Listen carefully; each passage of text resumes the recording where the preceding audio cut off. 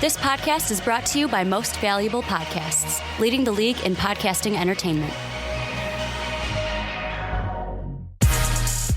Welcome, ladies and gentlemen, boys and girls, children of all ages. This is the Fast Break Podcast. I'm your host, Sean Anderson. Alongside me, as always, is Ricky Widmer. What's up, guys? And Dave Oster. Hey, everybody. And today we are going to be talking about some early season trades, the December 15th deadline, or what is it called? It's like It's a deadline. Is it a deadline? It's not a deadline. It's not a deadline. It's the open exception of whatever. Yeah, I mean, guys who sign Open contracts. season. Yeah, guys who sign contracts this offseason are now eligible to be traded after December 15th. We're recording this on December 14th, so we'll throw out some early trade ideas. What's going to happen probably before trade deadline season. We'll talk about all of that in that topic. Then we'll talk about a patron suggested topic. If you want to become a patron, check out patreon.com/mostvaluablepodcast. That is patreon.com/mostvaluablepodcast. Patreon is always a tough one to spell. And that topic was suggested by our patron, Alexis. So shout out to Alexis. He is new, but he's been a long-time watcher, so we want to give him love as well. Then we'll jump into our weekly topic, Wet Boys, and then we'll wrap it up with the return of Zion Williamson and how he might be able to help the lowly and beaten down 6-20 New Orleans Pelicans. We'll talk about that all on the Fast Break Podcast. If you are listening, if you are watching, don't forget to rate and subscribe. If you're watching on YouTube, give it a like and subscribe to our channel. We're close to 17,000 subscribers, and we're super excited about that milestone. And also, I think we have like 72 ratings on iTunes. And if you're listening on iTunes and you haven't rated us, we would love to see that rating go up. So if you do have the time, please do so. But let's jump into the early season trade predictions. I don't know why I want to say early season, or I want to combine season and trade. But let's jump into the early season trade predictions. We love throwing out trades on this podcast, mainly because we suck at it. But it's still fun to yell at Ricky for it. I know he has like 70 trades, so I'm going to let him panic about wanting to get his trades out there. We're going to start with Dave. Dave, you have one that I think was suggested by a different patron. I do. Jake. So throw out the first trade of our early season trade predictions. Sure. So this one's kind of a fun one. Jake, as you guys all know, is a 76ers fanboy. He lives, breathes, and eats 76ers. He's trying to solve a problem that they are going to run into come playoff time.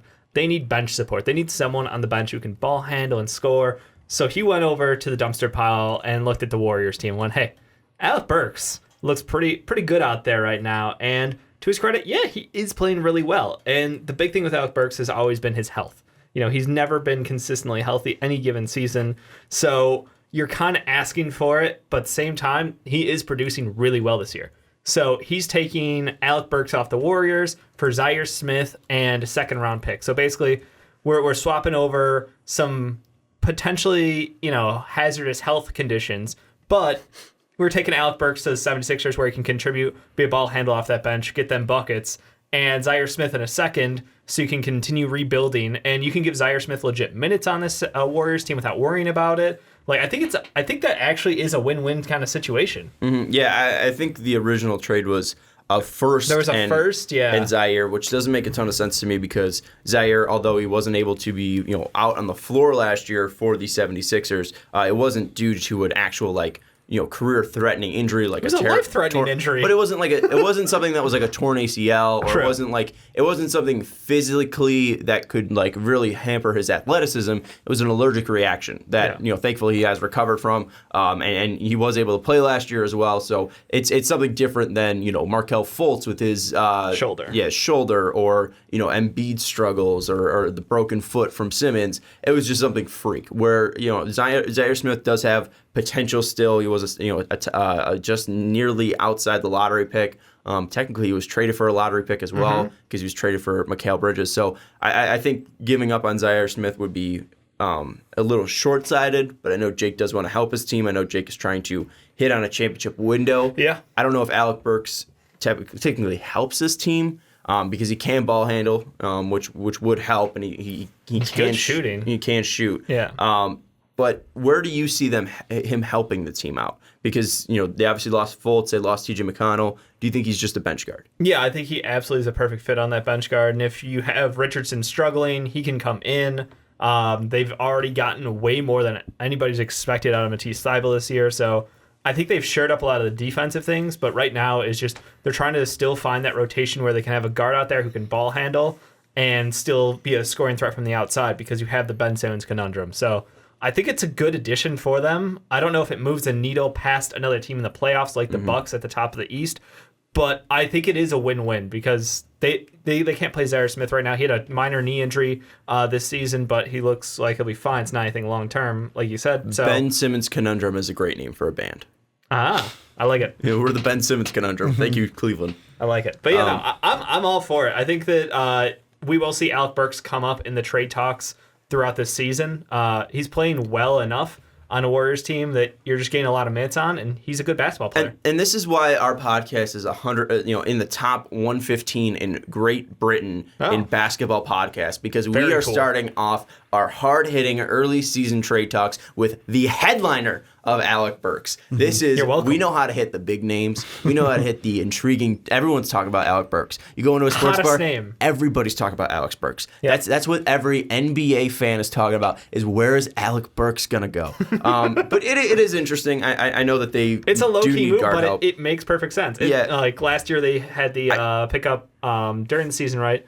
Was that the Mike Scott? Mike Scott deal? Yeah, they picked up Mike Scott, Toby Harris. Huge for them. Yeah. Absolutely huge. The one thing that does concern me is his defense, and you might be like, well, he's going to a good defensive team. Yeah. Could happen. However, he was on a good defensive team in Utah. Utah was always a good defensive team, and you just look at his last 2 years in Utah, 2016, 2017, 2017, 2018, at least full seasons there. He did post 106 and 105 defensive rating. That's pretty good. But also that's pretty good, like on a bad defensive team. It's kind of bad when you are on a good defensive team that your rating's pretty low. And also his defensive box score plus minus negative. And that was his box plus minus. His box plus minus was negative 4.2 and negative 2.8. His defensive box score plus minus was negative 0.9 and negative 0.3. So maybe I should be reading a little bit better there. So that might be a little bit on me. So maybe I'm a little less concerned about his defense now. Yeah. But you have great defenders on the wings to help you. You have Richardson, you have Thibault. You've got guys like Ben Simmons who can guard 1 through 5. Like, I think it's a really great fit for them, and it'll help them with the rotations. Yeah, all right, not a bad trade. Thanks, Jake. What do you got? So give me one. I'll ask you this: just East give me or one. West? Let's go East. Let's go West because we just went East. I mean, there's teams in both, so. All right, let's go East. So the Eastern Conference. So what I was thinking of, I got a boatload of trades. And I don't know if I'm going to get through all of them, a little bit, but the teams I was thinking about. If you guys said East, right? Just so we did. I thought the right one. The Orlando Magic, yeah. And to me, there's 2 players that people are looking at for the Orlando Magic, and I got the trades on my phone. The first one for the Magic is, where is it? I had one for the Magic. DeMar DeRozan. Yeah. It seems like they are very interested in DeMar DeRozan. However, a lot of things I've read is like, well, if you're going to trade for DeMar, Aaron Gordon's probably going to have to be in that deal. So the deal that I have, and it works contract-wise, is the Magic would get DeMar DeRozan and Keldon Johnson, who's technically in the G League right now, but a young player, came out of Kentucky. Mm-hmm. The Spurs would get Aaron Gordon, Mo Bamba, and a first-round pick from the Orlando Magic. So for basically, how DeMar it's DeRozan, Keldon Johnson. So how it's working, it's a DeMar DeRozan for Aaron Gordon straight up switch. Keldon Johnson and Mo Bamba would be Mo Bamba would be to make the contracts work. I threw in Keldon Johnson because if the Magic are like, well, if we're also going to give up a first, I want a little bit more in return. Mm-hmm. And Keldon Johnson could be a young piece that the Magic could say, well, hey, we're getting DeMar DeRozan, but at least we're getting a first-round talent that we thought was a first-round talent last year in many mocks that we can mold into something here in Orlando. I think the biggest issue I have with that is the fact that DeRozan's a 1-year rental and you're trading away Bamba, who has been disappointing but is still a top 7 pick. Mm-hmm. I think he went 6, so we could just say top 6 pick. Yeah. I think that is giving up way too early on Mo Bamba for someone that could just leave at the end of the year. And I don't think DeRozan changes their future that much to where he is worth giving up Mo Bamba. Aaron Gordon, he does have 3 years left on a very controllable deal as well. So I don't know if that's the guy to get rid of. The problem is that he's Gordon's not great. The last 3 years has been, is he going to make the leap? Yeah. And he's not. And you've got someone, Jonathan Isaac, you believe in, and you can help space the floor up better if you move Isaac to the 4, bring in DeRozan to starting 3, and that gives you, again, another scorer alongside Fournier out there. I think it helps them. They still keep their defense at the 4. Vucevic at the 5's been absolutely fine. I think Bamba's, been getting some more minutes as of late and has looked okay, but I agree. It's hard to give up on somebody who is that high of a pick for a 1-year rental out of DeRozan. Mm-hmm. And I don't love DeRozan's play style, but I think my concern mostly falls back on the his offense plus Markelle Fultz's offense could hurt this team because you've got a guard who Kelly's been playing better and better. You can see the confidence building in him, but he's still offensively limited, and his go-to move is to drive at the basket, either go for the floater or go for the layup. And I wonder if having another guy in that mid-range will congest their offense again. I know DeRozan can score, but the question is does he make their offense actually worse by kind of bringing everything too close to center? Yeah, Bamba is someone, too, that he's only going to be 22 in May. Mm-hmm. So, at the end of the season, he's still going to be 21 years old. He is still got his body as well. I think he deserves more time, and giving him up for, Keldon Johnson pretty much in that swap, and you have to give up a first. I'm not a huge fan of that. Then how about this one? Because the picks in this are, you can take them out, move them however you want. Sure. What about this?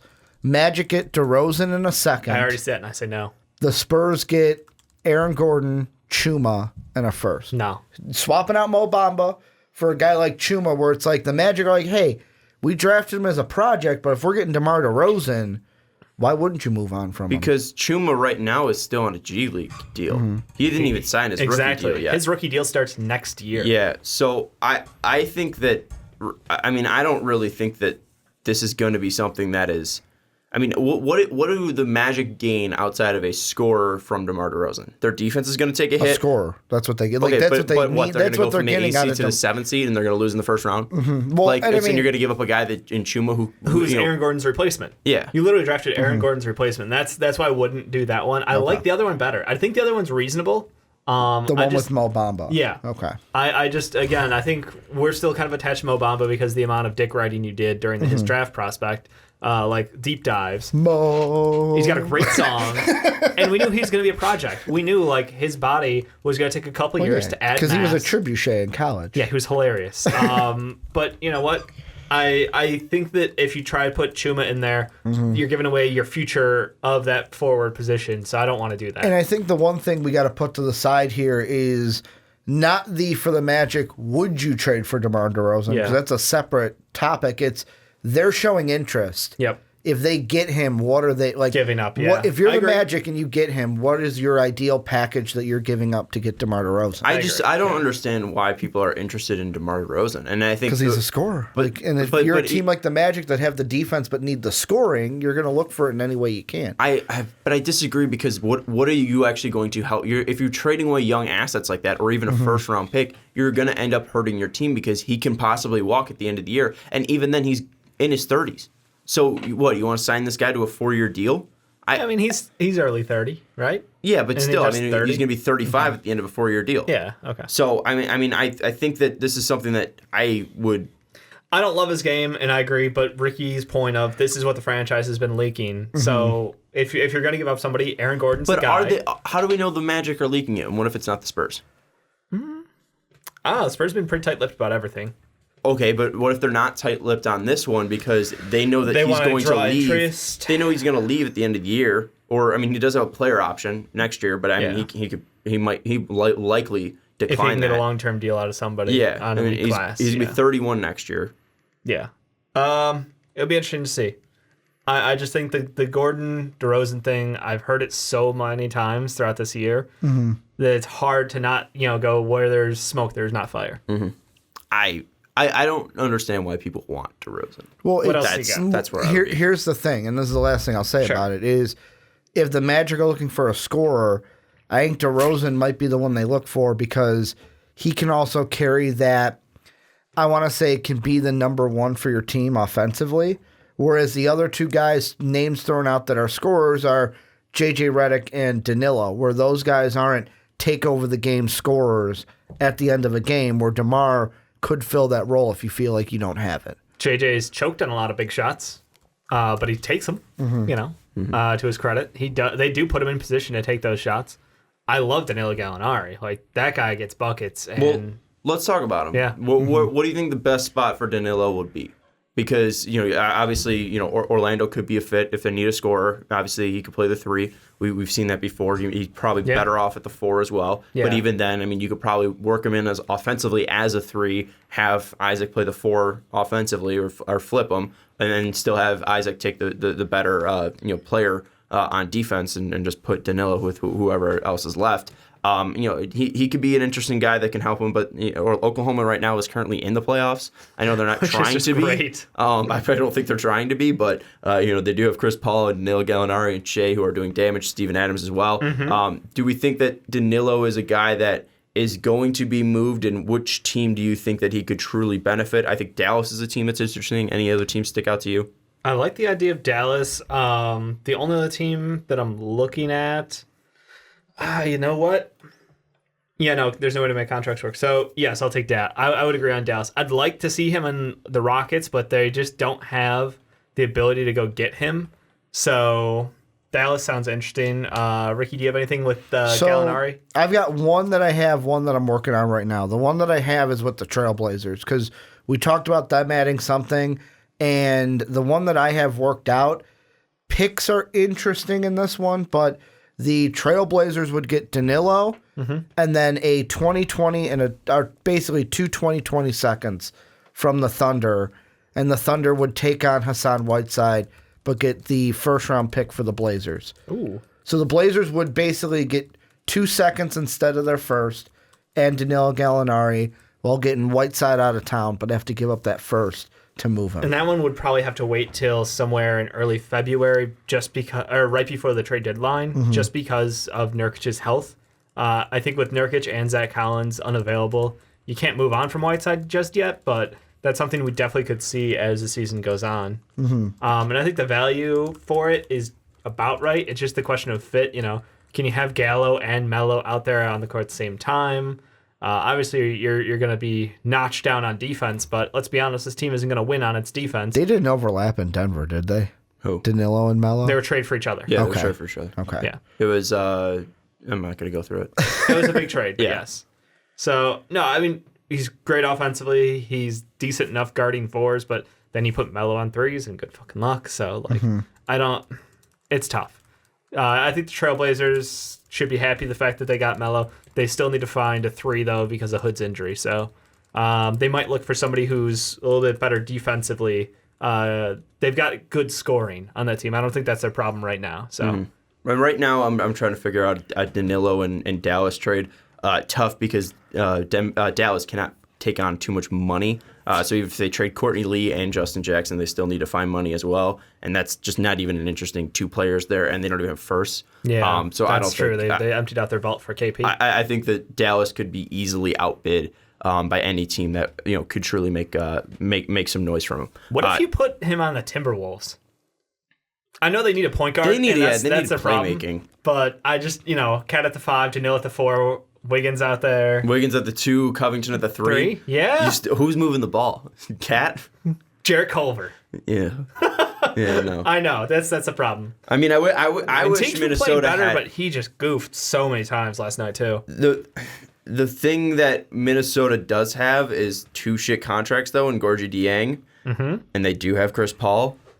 I don't know if they have enough money to make that Chris Paul trade work. I got one. I got a Chris Paul trade. Hold on. Is it to the Minnesota Timberwolves? Yes, it is. How the hell did you make that work? So let me just try this out. Let me just throw this out here because right now I have Jeff Teague and Gorgie Dieng, the 2 contracts that aren't Wiggins and Cat going to the Thunder, and I have Gallinari over there. So I have Gallinari and Chris Paul. Right now, that is still $30 million more going to the Thunder. The Thunder are trading away $60 million and they're only getting $35.5. Yeah. You still, to make that deal work, you would still need to cut $16.9 million from what the Timberwolves are getting. So I don't know if Gallinari and Chris Paul would both. But if you had to go for one, a it'd be Chris possibility. Paul. He's playing insane this year. He is, but also there's 3 years left and $38.5 million. So it might hamstring you a bit. But Ricky, what do you have? So before I say it, I know there's going to be a player because when I know Dave and I were talking to Jake, I brought up this player's name, and Jake was like, no way that they trade this player. But in order to get a guy like Chris Paul, another one I have is a D'Angelo Russell trade. Yeah. You might have to trade this guy in order to get him because teams are going to say we're not getting enough. The one I have is the T-Wolves just get Chris Paul. Yep. That's all they get. And that's fine. The first-round pick I have going to the Thunder, Yep. leave it, take it out, whatever you want. But Jeff Teague would be a Thunder, Rocco would be a Thunder, and Naz Reid would be a Thunder. That's a big asking price. So Rocco, I wouldn't Naz give up, Reid. Teague, and Reid. No. I wouldn't give up Rocco. I'd give up Teague. I'd give up Dieng, and then I would give up a first. I think if that would work. I think a thing too is, And that's the thing. If you're the Thunder, what would you ask for? Would you be fine with taking I on want a pick. That's all I care. So you would take on I would Dieng take if that meant getting the first. Teague, Dieng, and a first for Chris Paul. Does that not work out numbers wise? Anybody on? it would, okay. I think so. Yeah. So, yeah. It's so you could do as Teague and Dieng would make the money work. Yeah. So that's probably what I would aim at. Because Like Rocco and Dieng are similar contract numbers. Rocco's too good to move on. You need him if you want to be a playoff team. Would Chris you do Paul, 3 firsts? 3 firsts? Yeah. For Chris Paul, no. Chris Paul, Teague, Dieng, and 3 firsts. Chris. I'd do 2. I wouldn't do 3. Because even 2 is tough because it's like who's winning this trade really? Because if I got to pay Chris Paul $50 million when he's 40 years old, like is it worth it? As long as the Thunder get picks, they're happy. I think Sam Presti get him Right, picks. and that's the happy. thing. That's 1 is a lock. 2 is the question mark for me. I would not do 3. I just threw 3 out there because we got to obviously change it, but Yeah. I'm just you're still making them take on a year of Gorgie Dieng as well. Compared to 3 years of Chris Paul, That's true. right? It's 3 years. Yeah, 3 years, $38.5 million per year. Yikes. Yeah. Yeah. 2 is plenty. Because you're taking on 2 negatives in Teague and Dieng. But Teague's up at the end of the year. Teague isn't up at the end of the year. I'm just saying that they're both negatives. That's a nothing. Like that's fine with them. And Dieng's only 1 more year. That's perfectly fine because they've got so many draft picks for the next couple of groups of guys that Dieng might mean they can move on from Steven Adams to somewhere else. Yeah, I mean, Chris Paul will have 38.5, 41.3, and 44.2 in the next 3 years. He'll be 36 at the end of his contract. How does that change the Timberwolves then? Oh, I think it makes gives them them a point guard. It gives them obviously. not only that. Like, no, they need a guy that can run this Expand offense. on that. Not, It gives them Chris Paul. yeah, well, it That's gives how them it a guy that changes. can run the offense. This not is now named state Andrew the obvious podcast. Yeah, Chris Paul to the Timberwolves. They get a good means guy. Timberwolves get a point guard. well, I mean, with No, I'm Chris sorry. Paul, it's I'm more of a. With me, I feel like he would fit more in as a facilitator. Oh, he'd be an amazing fit for this Yeah. team. Like, think about how much better he made the Rockets. Think about how much better he's made this Thunder team. They're a playoff team right now. And the fact that you have a floor general, you have someone who's experienced, who can still play good defense, who has amazing court vision, and can knock down shots still.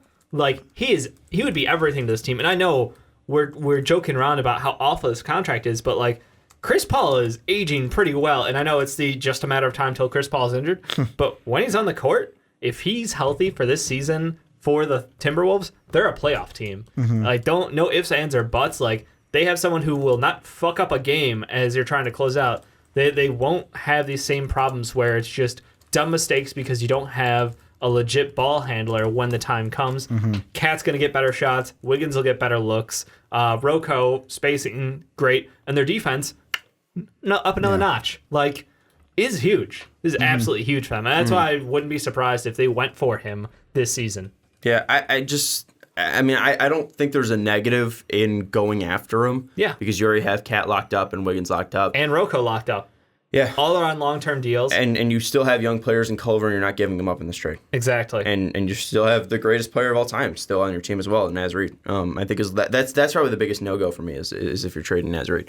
But yeah. I do think that Chris Paul, I was so negative about Kevin Love and giving up future assets about him because of his long-term deal. But with the Suns, I think that it could hurt them in bringing in another star, where I don't think that Minnesota's not able to bring in another star even if they want to in the next couple of years, because Wiggins is costing so much and Gorgie Dieng is costing so much and Teague is costing so much and Teague's obviously going to be up at the end of the year and Dieng's going to be up at the end of it too, but you could at least try to get to the playoffs consecutively over the next years. Do you think it would be a concern trying to fit Chris Paul with Wiggins and Cat, though, because we did see Jimmy Butler not work with it? We know Chris Paul can be difficult. Well, the thing that I think is different is that Jimmy's problem was, hey, I don't think you're working hard enough. And Jimmy, I don't want to say Jimmy handled it the wrong way, but I'm going to say Jimmy handled it the wrong way. Right way if he wanted to get out of town. And he did. Wrong way if he wanted to make it work. Yeah. And Chris Paul's the opposite mindset, where he'll stir up the waters like Jimmy did, but it's not to where, fuck it, I want to get out of here. It's no, I'm here. I'm going to make this work. He's a professional. Yeah, exactly. Except for that dumb, side note, that dumb thing he did to the T-Wolves. How would that feel in where it was that he's got his shirt untucked and got the technical, which won him the game? I don't know if the T-Wolves would like him. So maybe they don't make a trade for Chris Paul. I don't think they care about that. No, I mean, the thing is, lost the game because of it. He's taken 11 shots a game this year. His usage He'd is help only him 21. win more games than one, though, so I think you can't cancel it out. Sorry about that. Yeah. No, he is so worth it for this team that's not even funny. So. Yeah, I think that would probably be the most ideal place for Chris Paul. Is there a different Chris Paul place? I mean, Miami's always thrown out there, but I don't know if they have the bad contracts. I'm working one out right now. I'd love to see him go to, and this is a dumb statement. I would love to have somebody correct me. I know we've got a couple fans of this team. If the Pistons wanted to go for it this year, I know Blake's been struggling, but if you added Chris Paul back to Blake and Drummond. No. It's basically the Clippers. Lob City, baby. That's so City, baby. bad. Years ago. Now I want to work on a trade for that. Reggie Jackson obviously goes back to the Thunder. You'd have to give Everybody up Tony wins. Snail. Snail. Yeah, you can do it. Reggie Jackson, Tony Snell, and Langston Galloway I don't for know. Chris Paul. Yeah, I mean, That's I would stop Chris Paul, watching the NBA. Kennard, That's bad. Derrick Rose, Blake Griffin, Drummond. Who says no? Reggie Jackson, Tony Snell, Langston Galloway, and 2 firsts for Chris Paul. Come on. Pistons?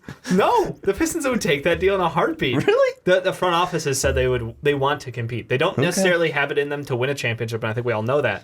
But they want to compete. They want to fill the arena again. They want to be in the playoffs. So I think this meets that goal. It's kind of crazy that that Chris Paul has a market, huh? It is. We've just found 3 made teams, the shit out of and this. I don't hate all of them. I got another one. I think the draft. We'd have to figure out. We have to figure out the draft picks because I don't know exactly what Chris Paul's worth is. But I think he's probably. Is he worth more than Kevin Love? Yes, because he doesn't. You know what? He doesn't get that's injured. Actually a great question. He gets injured, but not until the playoffs. Oh man. So that's the thing. Usually his body breaks down at the end of the year. It not might during depend the year. on the team because I think Kevin Love fit a weird one, and I want to hit on this later. So I just think that some teams might pay more for Chris Paul because he has the experience and has been healthy for much less serious problems than Kevin Love. So Sean asked if anyone's got any more trades. Throw this one out there. This is a 3-team trade. It's let's taking get a kooky. trade we already talked about, throwing Chris Paul and the Thunder into this deal. God. So I'm just going to go team by team.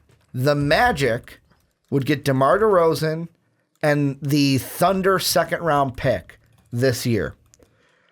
The Spurs would get Chris Paul and Chicago's second this year because the Thunder own that pick. The Thunder then they'll take on expiring contracts from both the Magic and the Spurs. The Spurs give up Marco Bellinelli, DJ Augustine, don't matter. They're expiring just to make the deal work. The Thunder then get a first from both teams and Aaron Gordon. I mean, it's weird. Make the picks work how you want. I just threw those in there that way. We already kind of talked about how the Magic with DeRozan could work. So Spurs with Chris Paul, I mean, clearly they need an eighth guy in that backcourt. Like that was their problem all along. They didn't have enough guys in the backcourt. And I only put that into this is because on CBS Sports, the possible destinations they have for Chris Paul is Miami, Orlando, Minnesota, and San Antonio. It's interesting. It's interesting. I'll just leave it at that. The Thunder getting 2 firsts and Aaron Gordon, I'd be okay with that. I mean, you're giving up what 2 seconds and Chris Paul? Yeah, I'd be happy with that. Yeah. I mean, the seconds for the first obviously just makes sense. I guess Aaron Gordon makes sense too because his contract it depreciates in value over time. It was a front loaded contract. I mean, I guess. What are the Spurs getting? Spurs are getting Chris Paul and Chicago's second rounder this year. What are the Magic getting? DeMar DeRozan and the Thunder second this year.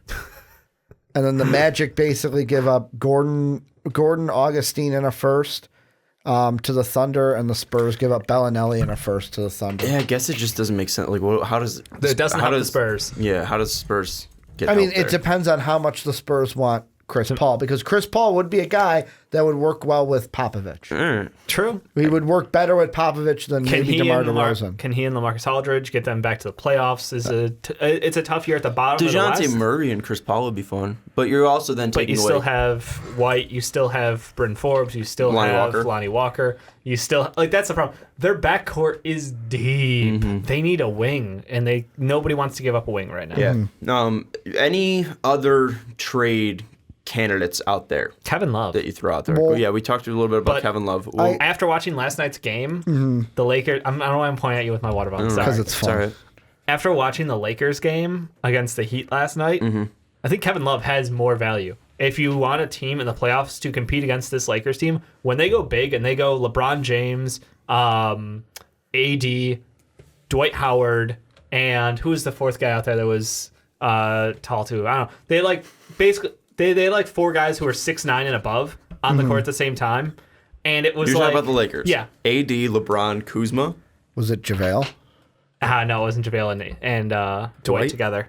It was, I think it might have been Kuzma. Okay. But yeah, it was like. Because Kuzma's big. And then they had probably like KCP out there. Okay. Or no, it was Danny Green because he had the 7-foot wingspan. And I'm looking at that and I'm like, they're just wrecking the Heat in the paint on the boards. Like, that was a big difference just visibly watching the pace of the game, was how much AD could abuse people, getting those offensive reboards, getting the tip outs. The reboards. And I'm like, you know what?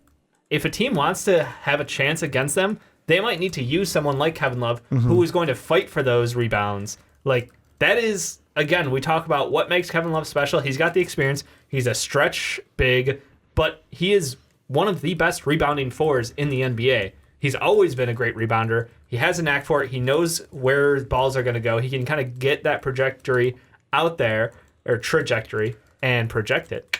I just think that I see him being more in demand because if you want to go up against a team that's legitimate like the Lakers, you do need someone who can go down there and grab boards. And Myers Leonard wasn't doing it.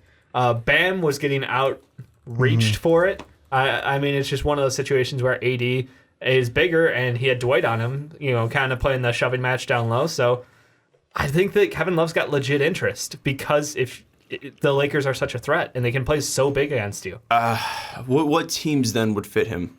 I got one trade worked out. Okay, but let's before we get to that, what teams would fit him? The Suns, obviously, we talked about the Suns. Portland, we talked about the before. Blazers, the Heat, the Mavericks. People are thrown in there. At least with I don't know about the Mavs. You have 2 guys that are iffy with KP and K Love injury wise.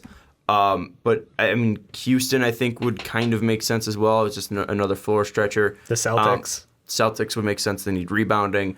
Even the Heat. I think we got it. The Heat. That's what I'm saying. Like, I watched that Heat matchup. I was like, man, if they had Kevin Love instead of Myers Leonard and like James Johnson or some shit like that. It has to be a team that can compete, though, right? So I think it 100% is a team with aspirations to go all the way. And does Phoenix have 5. that right now? I mean, I know Phoenix has a bright future. Yeah, but is Kevin Love a smart deal for their future? Yeah. That's more of a future move. Like it's in hopes that we're gonna have the moment when we're gonna need him. That could be a first round matchup, though. I don't know. I think the Phoenix one would be presumptuous, but I still would do it if I was Phoenix. I still like the idea of it. But I think for those teams at the top, the teams like the Bucks, like the Sixers seem to be doing okay on their own. I'm not going to push that on them. But Bucks, Heat, Celtics, even maybe the Pacers, like there's just the top of the East I would look at as potential interest. And then like Ricky said in the West, same thing. There's just that handful of teams that all would benefit from having a rebounding stretch big. So I just, again, watching the top of the league, it's like, how do you beat these teams? You look at the Clippers, what they were able to do last night. Paul George and Kawhi Leonard each put up 40 plus, like just absolutely disgusting efforts on both of them. So you're like, all right, well, got to find a way to slow that shit down. But it's just, that's, I think, how you build the league. That's how James Harden and Chris Paul and the Rockets were built. They were built around efficient 3-point and driving to the hoop. And that was the counterbalance. The Warriors, who were the most dominant team a couple of years back in like 2016. So I think it's just interesting, like the way the league shifts, forces the demand in the market for this type of player. And I think the big who can rebound as efficiently and stretch the floor, like Kevin Love, has that value. So what is the trade that you worked out, Ricky? So the one that I have, I've got two for K-Love. The first one is with a team that Sean said wouldn't make a trade, but if they did, this is what it would look like. The Mavericks get K-Love, and basically all they got to give up is Courtney Lee, who's expiring, so the Cavs could be like, fucking A, we'll take that. Tim Hardaway Jr., who's got 2 years, but on a bad Cavs team. Like, the Cavs aren't looking to win games. They're looking to They need another draft. guard that can shoot and score. And he's done after 2 years. I know. I'm joking because they have Colin Sexton, Darius Garland, and Kevin Porter Jr., all who cannot pass. Here's where Clarkson. And Jordan Clarkson. Thank you. Here's where this deal would get interesting are the picks because of the is it the Stephian rule? Is that what it's called? The Stephian rule? Stephian rule because of the KP trade. The only picks I could work out because of what they gave to the Knicks and back-to-back picks is their 2025 first and then seconds in both 2020 and 2021. And if I'm the Cavs, I mean, it works, but if I'm the Cavs, do I really want that for K? Like, what's the value draft pick-wise for K-Love? That's what this comes down to. And that's what we were talking about last week that took forever to talk about. We're already at 42 minutes, so it's going to be tough to get into it. But I think that the fact that... I love this. Just keep it going. We did. I think the fact that, at least with K-Love, you're clearing out so much contract over the next 4 years that it's willing to, if you're getting... first, I think that's worth it. But however, like Dave's pointing out, there could be a lot of teams interested, which then could drive up the price. And a team like the Celtics with every fucking pick in the world, they could possibly work out a deal. The only issue with the Celtics is who do you trade off that team because they don't have bad contracts right now. Cantor's one of them. Or I don't know if Cantor's a bad contract, but Cantor is a tradable contract. But I don't think he's enough to actually move the needle to make salaries work. It's like, do they move on from Gordon Hayward? 20, right?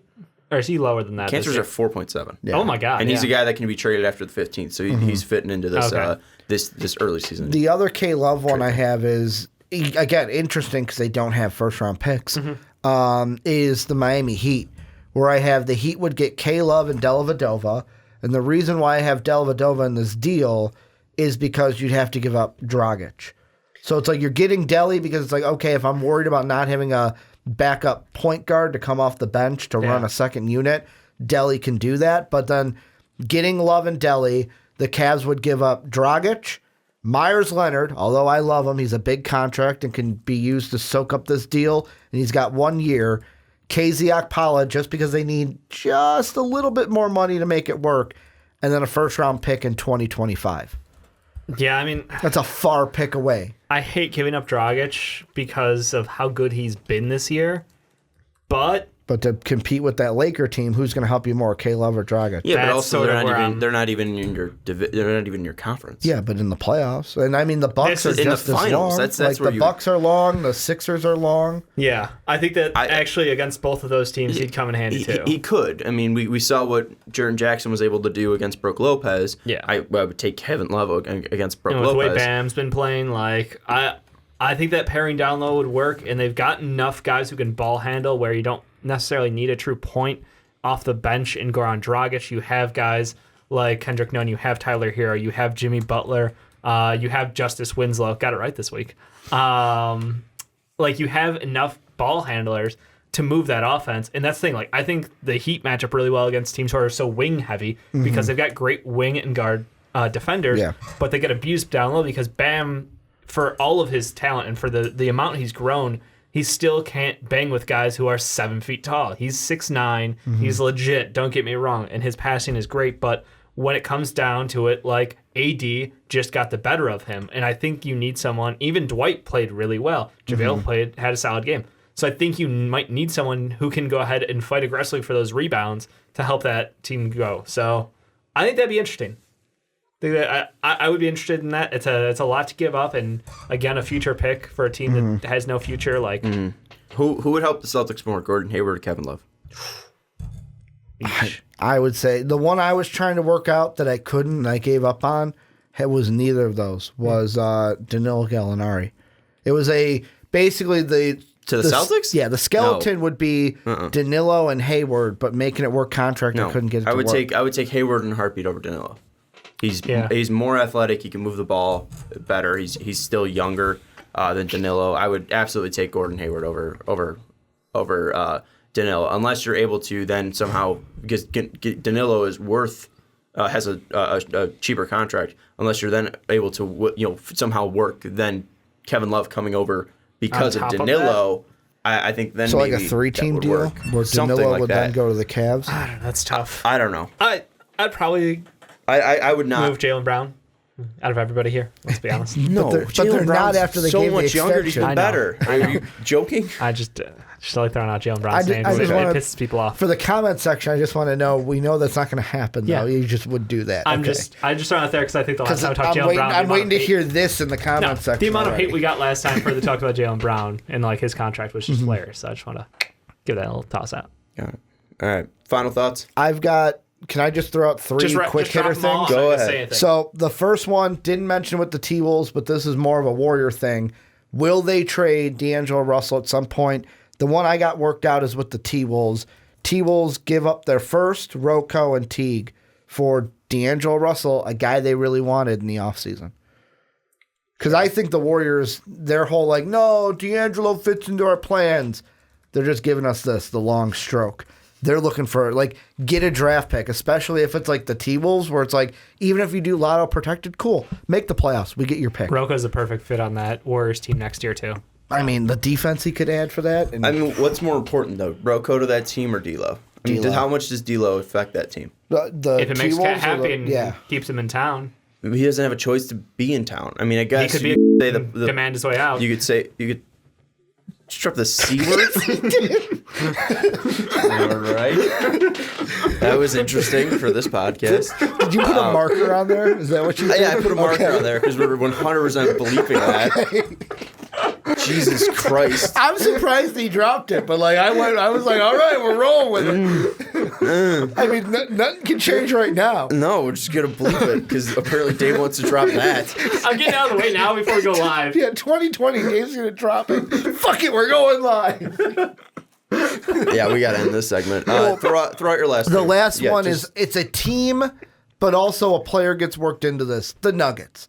I feel like they have to make a move. Yeah. The first one is a guy where I don't know. They don't. They're just fucking star They trade player. for a treadmill. Needs to stop being a piece of shit. Well, trade for a treadmill. The thing that I think they need is just somebody in the playoffs that can help them with veteran experience. Yeah. And the two that I have worked out is one, this is a guy that I think will get moved. It's just where he's going, I don't know. Right. Is Andre Iguodala. Yeah. And the trade that I have worked out is many on Nugget fan sites are kind of saying that the writing is on the wall for Malik Beasley, that I think it's Torrey Craig and MPJ have been getting more minutes in the rotation and taking that away from Beasley, so they're all thinking he's going to move.